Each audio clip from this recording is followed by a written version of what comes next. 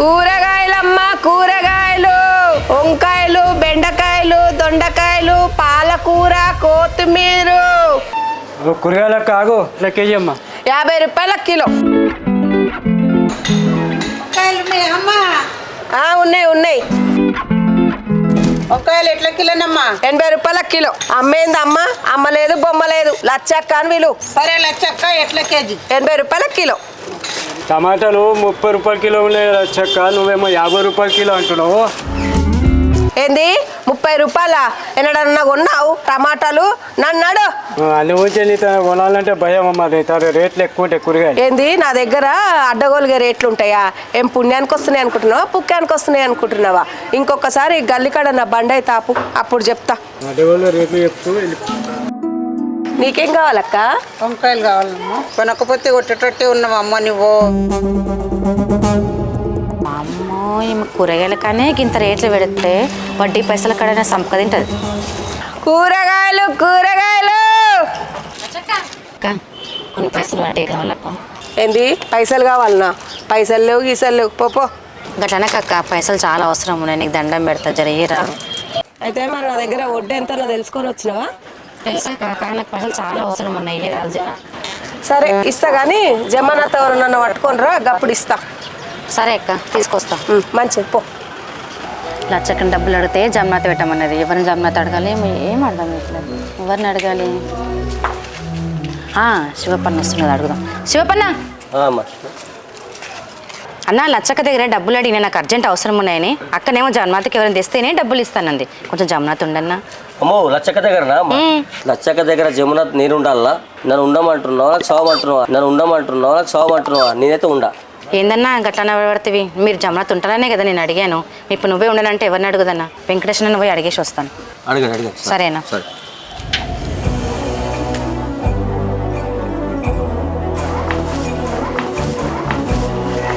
సాయి ఎప్పుడు వచ్చారు? రెడ్డి సాబ్ ఎప్పుడు వచ్చారు? కొమరవల్లికి వెళ్ళి కూర్చో. అయింది ఇప్పుడు వేసి బయటికి వెళ్దామని వచ్చిన. ఎట్లా ఉంది కొమరవల్లి విశేషాలు? అన్నా వెంకటేష్ అన్న. అమ్మ చందన ఏందమ్మా ఇట్లా వచ్చినావు? అన్న లచ్చక్కనే డబ్బులు అడిగినన్నా, అర్జెంట్ అవసరం ఉండే. మీరు జమ్నాథ్ వస్తే కొంచెం డబ్బులు ఇస్తాను కదన్నా, కొంచెం జమ్నాథ్కి రండి అన్న. ఏం చందన పోయి లచ్చక్క దగ్గర పైసలు అడిగినావు? ఆమె దగ్గర పైసలు తీసుకుంటే ఎట్లుంటుందో తెలుసా అమ్మ నీకు? పైసలు ఇచ్చేటప్పుడేమో లక్ష్మీదేవి లాగా ఇస్తుంది, వసూలు చేసేటప్పుడేమో వడ్డీ కాసులోని చెల్లేలాగా ఉంటుంది ఆమె. లేదన్నా డబ్బులు ఏడ కొడతలేవు, అర్జెంట్ అవసరం ఉంది అందుకని అడిగినన్నా. లచ్చక్క కూరగాయలు అగ్వకు తెచ్చి పిరానికి అమ్ముతుందమ్మా. ఆమె వడ్డీ కాడ ఎట్లుంటుందో తెలుసు కదా నీకు? ఎక్కువ రేటుకు వడ్డించి పీడ్చి పిప్పి చేస్తుంది ఆమె. కొంచెం ఆలోచించు చందన. అవునన్నా అంటే నాకు చాలా భయం, కానీ పైసలు ఏడ కొడతలేవు అందుకని అడిగినన్నా. ఏం చేయాలి చెప్పు? 1-2 సార్లు ఆలోచించి అప్పు చేయి చందన. ఆమె గురించి తెలుసు కదా, కొంచెం జాగ్రత్త. సరే అన్న ఆలోచిస్తాను.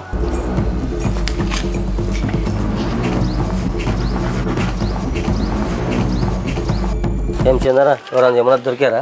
లేదన్నా ఇంకా. రచ్చ కట్టనే ఎవరు రారు. నువ్వు కట్టకపోతే జమునతున్నా నా ప్రాణం తోడుతుంది, అందుకే రాలేదు నేను. అయ్యో అన్న.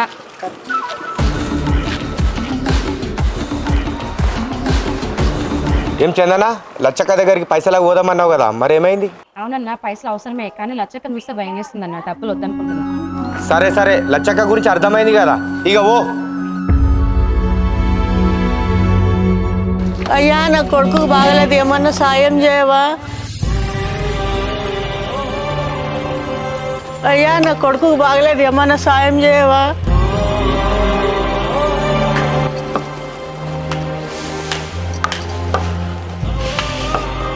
అయ్యా నా కొడుకు బాగలేదు, ఏమన్నా సాయం చేయవా?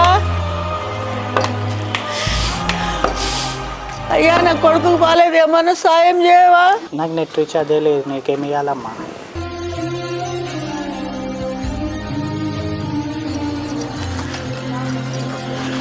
అమ్మా నా కొడుకు బాగలేదు, పైసలు సాయం చేయండి అమ్మా. మా దగ్గర ఏం లేవమ్మా. అమ్మా నా కొడుకు బాగలేదమ్మా, పైసలు సాయం చేయండి అమ్మా.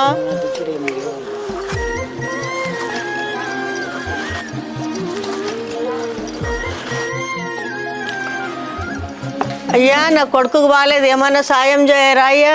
లేవమ్మా పో. ఎవరన్నా సాయం చేసేటోళ్ళు చెప్పయ్యా. అక్కడ అడుగమ్మా, అక్కడ అయ్యా నా కొడుకు బాగలేదా, ఏమన్నా సాయం చేయండి అయ్యా. ఏమైందమ్మా? బాగలేదయ్యా. సాయం చేయండి. నా దగ్గర లేవమ్మా. ఎవరికైనా చెప్పయ్యా, పుణ్యం వస్తుంది. ఏం తమ్మి గా ముసలామె గట్లేడుస్తుంది, ఏమైంది? ఏమైందమ్మా తెలియదు. వాళ్ళ కొడుకు బాగాలేదంట, హాస్పిటల్లో అంట, డబ్బులు అడుగుతుంది. ఇవాళ పైసలు వేస్తారక్క, అది నిజం ఎంతనో అబద్ధం ఎంతనో. అయ్యో పాపం గామే గట్ల కనబడతలేదు తమ్మి, ఏందో నేను అడిగేసి వస్తుంది. ఏమైందమ్మా గట్లేడుస్తున్నావు? అమ్మా నాకు ఉండడానికి ఒక కొడుకుని దవాఖానలు ఉండు, పైసలు సాయం చేయమంటే ఎవరు చేస్తలేరు బిడ్డ, ఏం చేతు? నిజంగా నీ కొడుకు బాగలేడా లేకపోతే నువ్వు పైసల కోసం గట్ల అడుగుతున్నావా? కావాలంటే ఇంటికి వచ్చి చూసుకో బిడ్డ, నిజం అబద్ధమో నీకే తెలుస్తుంది. ఉండడానికి ఒక కొడుకుని బాగలేడమ్మా. పోమ్మా, ఏడేం చేస్తున్నావమ్మా? నీ కొడుకు దవాఖాన తీసుకుపోతున్నావా లేదమ్మా? తీసుకుపోతాయ్యా. నువ్వు తీసుకోపోయినాక వాడు జస్ట్ అట్లున్నాడమ్మా. నీకు పైసలు వాళ్ళు ఇస్తారు, నీకు ఇల్లా వాకిలా? ఏంద్రా గట్ల మాట్లాడుతున్నావు? గామె కొడుకు బాగలేడు, ఆ మాట నిజమే కదా? అవునక్క, నిజంగానే బాగలేడక్క. అమ్మా నువ్వు ఏడవకు, నీకు నేను పైసలు ఇస్తా, మేము ఇచ్చినామని పైసలు సాయం చేసినామని. నీ కొడుకుని దవాఖానకు తీసుకుపోదువు కానీ. సరే బిడ్డ, నేను ఎవరో తెలియకుండా సాయం చేస్తా అంటున్నావు. నీ కడుపు చల్లకుండా నేను రుణం ఎట్లా తీర్చుకోవాలి బిడ్డ? గవన్నీ ఎందుకు గాని నీ కొడుకుని దవాఖానకు తీసుకొని పో. ఎన్ని పైసలు కావాలి? 50,000 బిడ్డ.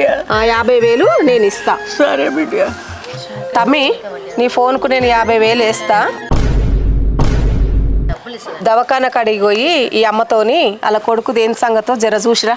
నచ్చక్క, ఏందక్క నువ్వు డబ్బులు ఇచ్చినావా? నువ్వు నిజంగానే డబ్బులు ఇచ్చినావా? ఎందుకే ఇయ్యొద్దా, సాయం చెయ్యొద్దా?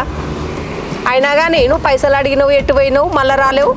అవునక్క, పైసల కోసం వద్దాం అనుకున్నాం కానీ జమనత్కి అడిగినావు కదక్క. నీ గురించి భయపడి ఒక్కరు కూడా జన్మతికి వస్తలేరక్క. గదేందే? అవునక్క, నన్ను కూడా అడిగింది, చిన్న అవసరం ఉందంట, నీ గురించి మొత్తం చెప్పినా. ఏమైందో ఏమో అక్క, మళ్ళీ వద్దంటుంది. జమానత్ ఎవరినన్నా తీసుకొస్తే పైసలు ఇస్తా అని చెప్పిన తమ్మి నేను. అవునక్క, నిన్ను కూరగాయలు అమ్మే విషయంలో చూస్తేనే గట్లుండు అని బెదిరిస్తున్నావు కదా, ఇంకా అప్పు విషయంలో ఎంత భయపెడతావని భయం వేసిందక్క. అవునే, ఒక ఆడది 10 మందిలో తిరుక్కుంటా పని చేసినప్పుడు గా మాత్రం కోపం ఉండకపోతే ఎట్లా? ఎందుకక్క గట్లా? నేను కూరగాయలు అమ్మినా, పైసలు వడ్డీలకు ఇచ్చినా, నాకు ఈ మాత్రం నోరుంది కాబట్టే ఎవరు నా జోలికి రారు. కానీ అందరు నిన్ను గయాలి అనుకుంటారు కదక్క. అనుకోని తమ్మి, అట్లా అనుకుంటే నాకే మంచిది. ఈ రోజులల్లో ఆడది బతకాలంటే అంత మాత్రం నోరు అవసరమే. రోజులు బాగలేవు తమ్మి. మేము కూడా నీ గురించి తప్పుగానే అనుకున్నాం అక్క, కానీ ముఖం తెలియని వాళ్ళకు నువ్వు ఎట్లా సాయం చేస్తావు? సాయం చేయాలంటే అందరు తెలియని అవసరం లేదే, గుణం గొప్పదై ఉండాలి. ఈ రోజు నేను ఇంత కఠినంగా ఉన్నా కాబట్టే ఈ రోజు ఆమెకు నేను సాయం చేయగలిగిన. మరి అందరికి వడ్డీలకు ఎందుకు ఇస్తావక్క? తమ్మి, నేను వడ్డీలకు నడిపించకపోతే రేపు నేను పోయి వేరే వాళ్ళ దగ్గర అడుకోవాల్సి వచ్చిన పరిస్థితి వస్తుంది తమ్మి. వడ్డీ ఇచ్చే వాళ్ళు ఉన్నారు కాబట్టి మన మధ్యతరగతి కుటుంబ పోళ్ళకు అవసరానికి పైసలు ఉడుతున్నాయి తమ్మి. ఇచ్చేటప్పుడు వాడు దేవునిలాగా కనబడతాడు, అడిగేటప్పుడు వాడు దయ్యంలాగా కనబడతాడు కదా తమ్మి. లచ్చక్క, ఓ లచ్చక్క. ఓక్క, అది కాదక్క, అందుకే మళ్ళీ నీ దగ్గరికి వచ్చి నేను డబ్బులు అడగలేదు. ఓ లచ్చక్క, ఓక, ఓ లచ్చక్క, నీకే చెప్పేది. పిలుస్తుండే గట్ల వస్తుంది. ఎందుకే గట్ల వడుతురు? కూసరు కూర్చున్నట్టే పిలిచినప్పుడు ఆగాలిగా జరనన్నా. అబ్బా, నేను మనిషినే తమ్మి, నాకు మనసుంది. మంచితనము అంతటా పనికిరాదు. ఈ రోజులల్లా మంచితనాన్ని కూడా చాతగాంతనంగా తీసుకునేటోళ్ళు ఉండ్రు. అర్థమవుతుందా? అది నిజమే అక్క. ఈ రోజుల్లో ఆడది సమాజంలో బతకాలంటే ఆ మాత్రం ధైర్యం ఉండాలక్క.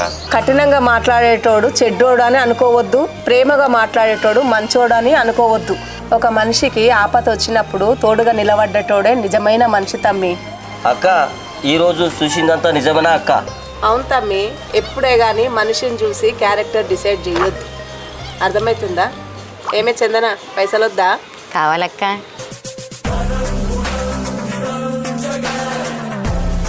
లచ్చి మా లచ్చి, లైక్ చేయండి, షేర్ చేయండి, సబ్స్క్రైబ్ చేయండి please. Subscribe to my channel.